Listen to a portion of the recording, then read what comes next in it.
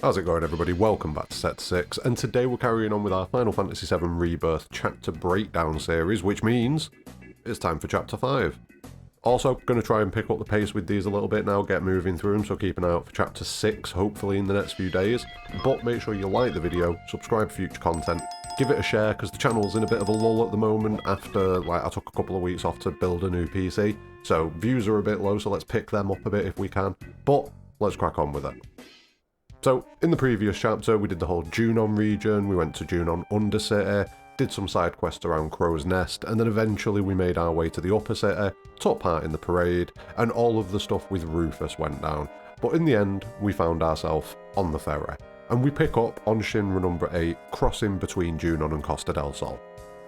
And immediately we can see differences from the OG, with the ferry in the OG being a bit more of a military vessel or a cargo transport ship, that sort of thing, whereas now it seems to have been upgraded into much more of a pleasure cruise type of vibe, with a lot of civilians kicking about, enjoying their time on the ship, and taking part in ship-wide activities, which is something that we'll come back to soon.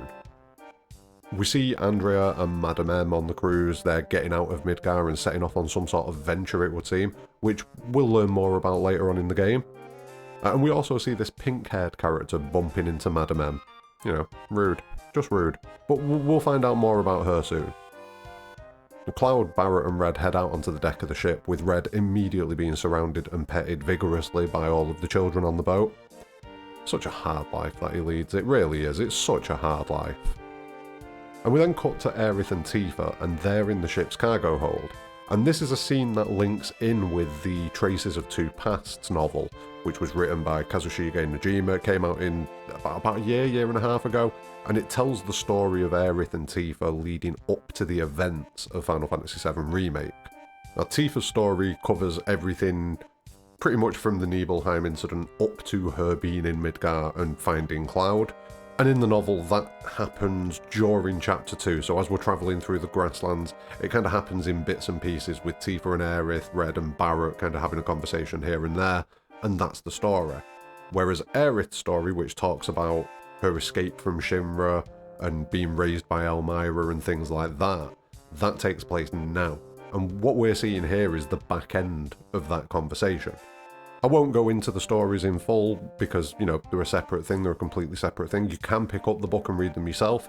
I do have a breakdown of the Aerith story on the channel, but I'll be honest, I completely forgot to do the Tifa one, so I may try and squeeze that in at some point in the near future, so both of them are on the channel. But yeah, this is the end of Aerith's story, and the Faz that she's talking about is some weird guy who started stalking a young Aerith before he got took out by a combination of Elmira and the Turks. Both great stories and well worth checking out if you haven't had a chance to yet. Aerith tries to start up a conversation with Tifa about business. So, boys. So, Cloud. But then the group arrives and that conversation gets put on hold for now. Due to no Shinra presence on the ship, we decide that everyone can ditch the uniforms and the costumes that they're wearing and, you know, wear the normal stuff. We talked briefly about what happened in Junon, and Barrett points out that he's glad that Yuffie did what she did to try and take out Rufus, because Shinra can't be trusted, and any kind of deal we would have entered into with Shinra, we would have got screwed eventually, which is 100% true. So, you know, Barrett knows, and that kind of feeds into Barrett's history with Shinra. He knows that directly from first-hand experience. We then hear over the tannoy about a Queen's Blood tournament. So the gang head up to the deck, passing through the second-class quarters where Cloud told us that the Black Cloaks have all been grouped up and kept. But if you go and check the door, you do hear Yuffie banging from the other side. Obviously she'd disguised herself as one of the Black Cloaks and slipped on board. I think we'll leave her in there. She'll be fine. She'll be fine. And as you're walking through the crowds on the ship, people in general are just chatting about general stuff, as far as I could find, talking about Costa del Sol and the ferry and everything like that. Nothing particularly interesting, but let me know if you think that there's anything that I missed, if there was any, like, conversations from between NPCs that you noticed that were interesting. I didn't. Anyway, we head up to the deck, and the Queen's Blood tournament starts immediately, so we obviously have to get involved and destroy everybody, right? We bump into our pink-haired friend again, who specifically comes to Cloud to see if he's getting involved in the tournament. Word of our prowess has spread. Red tries to get involved but gets rejected because he's not people, and then he goes full Karen and starts raging at the front desk, which is glorious to see, and it'll come back later on, so, you know, we'll come back round to that. Barrett decides he's going to get involved, but he's going to stick with the sailor outfit apparently because he's starting to love it as much as we do. So that's a good thing, Barrett sticking with the sailor outfit. And Tifa and Aerith are going to get involved as well, so everybody's going to flex their Queen's Blood skills and see if anyone can win. Obviously us. Now each round you can play a variety of people, so it's not always fixed. It's still good fun though, you just get different interactions. I think maybe it feeds into the affinity mechanics. I'm not too sure about that. I've not looked into it, but it doesn't seem like there's anything particularly different. Anyway, we go do some weird exercises on the deck, and then we get ready to destroy everyone at Queen's Blood. Now when we sign up, we get a cryptic message from someone who also knows of our Queen's Blood exploits. Word is spreading. But this is something that we'll discuss when we get round to the Queen's Blood video, because this kind of ties into the overarching Queen's Blood narrative. The tournament itself doesn't. It just kind of introduces us to a character, and then we have this note, which is, you know, it's a little bit weird and cryptic, isn't it? But it doesn't really affect us in any way at the moment, so we'll leave that for the Queen's Blood video. Anyway, the tournament gets underway. In the first round we see, like, Regina destroying this poor guy, Barrett gets beat apparently, Madame M and Aerith seem to be struggling with their opponents, Andrea and Tifa respectively, but we just go and smash this robot guy to pieces. You know, why not? Round 2 gives us the choice of Aerith and Tifa. I played Tifa this time, as in my first playthrough I played Aerith. Didn't really notice anything particularly different happen. And then in round 3 I played against Andrea, as in my first run I played against Madame M. Round 4 seems where it locks you into the same pattern of who you play, with this game being against everybody's favourite horrifying little cyborg boy, Chadley. So this was the same as in my first playthrough, and it doesn't seem like there's an option anywhere. And after we beat Chadley, we move on to the finale against our pink-haired friend from earlier. Now we learn that her name is Regina, and Regina does tie into the main overarching Queen's Blood narrative, so we'll explore her a lot more in that video. But at the minute she is the current reigning Queen's Blood champion and self-proclaimed Queen of Cards. I think there's someone in Final Fantasy VIII who would disagree with you. But we put all that to bed when we absolutely smash her, and this leaves her confused as to how she could be beaten. Heart of the cards, mate. Heart of the cards. Now, Captain Titov's about to crown us as the new champion, but then out of nowhere, a new foe appears. And we get to see Red 13 in a Shimmer outfit. And I'm going to be honest, I feel like it was a bit funnier in the OG, you know, the way he was all over the place and not really standing up properly and wobbling around on the deck. Here the humour's a little bit different, Red's a little bit more charismatic, but you can still see the struggles that he's having. Both are funny, both are brilliant. Nostalgia's probably affecting me there and making me prefer the original version of it, but they're both funny. Anyway, we destroy Red 13, and finally we are crowned as the Queen's Blood champion. Excellent times. Look at Cloud's little face when he gets the trophy. Bless him in his little Mako socks. Now you can run around and explore a bit at this point. There are a few items to find, but there's nothing major going on that I noticed. So what you want to do is head back to the cabin and rest. To progress the story, you know, we'll be in Costa del Sol in the morning. Let's get our heads down. But I think everybody knows that that's not going to happen, and we are woken up with a warning going out over the tannoy that all guests are to remain in their cabins, while military personnel are to report to the deck. Now, we count as military people, I think. I'm pretty confident we do, and Cloud agrees, so we head up to the deck to see what's going on. We reach Titov and find out that there are fiends all over the boat, so we agree to help by clearing them out, while Tifa follows Titov to help him. We do some fiend slaying on the deck, with some of the fiends eventually getting past us and into the ship, so Aerith and Red 13 stay on the deck to fight there, while we head inside with Cloud to chase down, you know, the fiends that have snuck in. We eventually catch up with Tifa, we keep clearing out the enemies. Titov has run off to get more firepower, according to Tifa, so we'll catch up with him at some point, I'm sure. But we keep going and we stumble into the room where the Black Cloaks were locked up, and we see the door fly open with a couple of the Black Cloaks stumbling out. So they've busted the way out of there.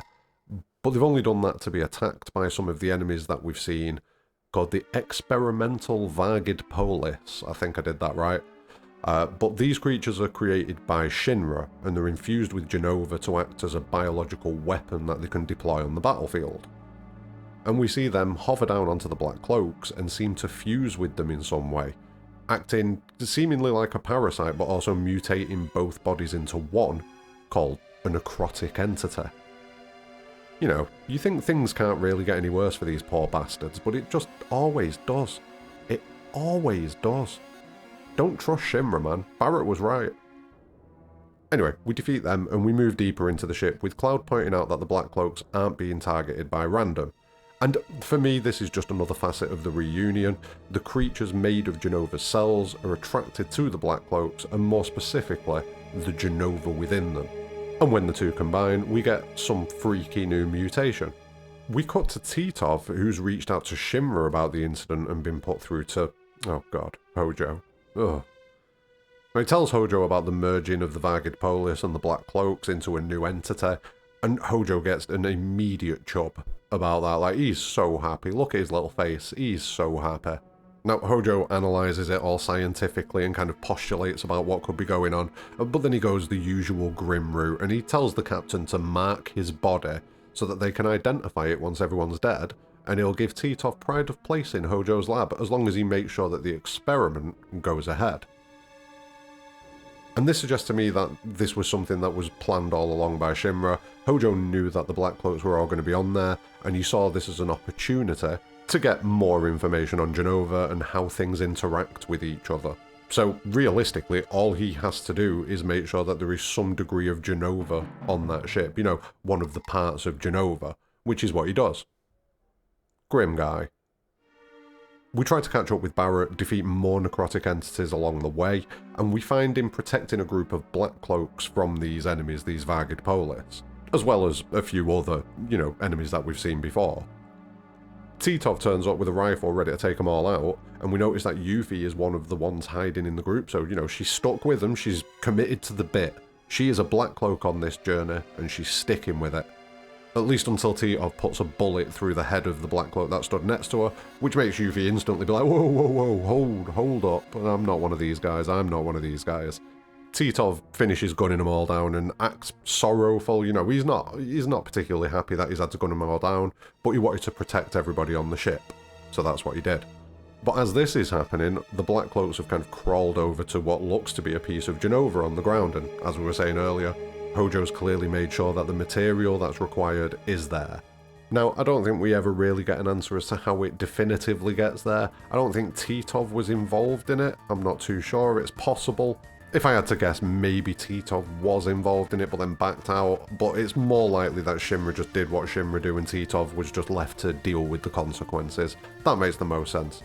Anyway, the expected Jenova-ness happens, and out of the purple smoke, Sephiroth appears.